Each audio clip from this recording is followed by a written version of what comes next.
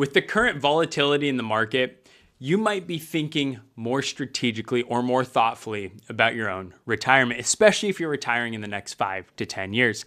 And I'm sure if you're in this position, something that's come to mind is what happens if equity markets collapse by 10% or 20% early on in retirement? How does this impact my plan? And see, we can't go into this blindly.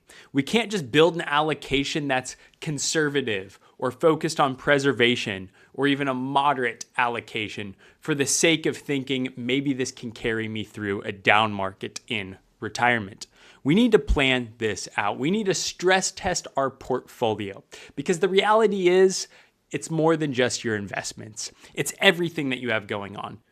Where is your income coming from? What are your monthly expenses? Do you have assets? Do you have big liabilities that you need to take care of in retirement? And yeah, what is your portfolio size? But more than that, where are these assets located? So let's jump quickly into Jeff and Sam.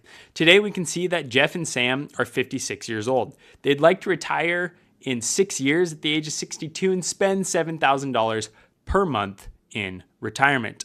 Currently, they have a net worth of $1.7 million, $1.8 million, with $1.2 million of that invested. So if we go into our retirement analysis, we can see here that as of today, they're in a pretty good spot. We have a 93% probability of success. And if we go into our retirement details quick and go to the withdrawal rate of our proposed plan, we can see here that they will be relying on their portfolio in retirement. Now, really quick, there are some things here relative to their situation that we would want to clean up, but let's go back to why we're making this video. So let's go into the stress test and let's stress test this plan. Let's first look at what happens if equity markets drop immediately by 10%. What does this do to our situation?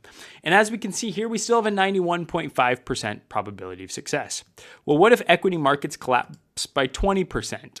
What does this do to our plan? And we can see here that we would still have an 88% probability of success. And so this is what we want to do.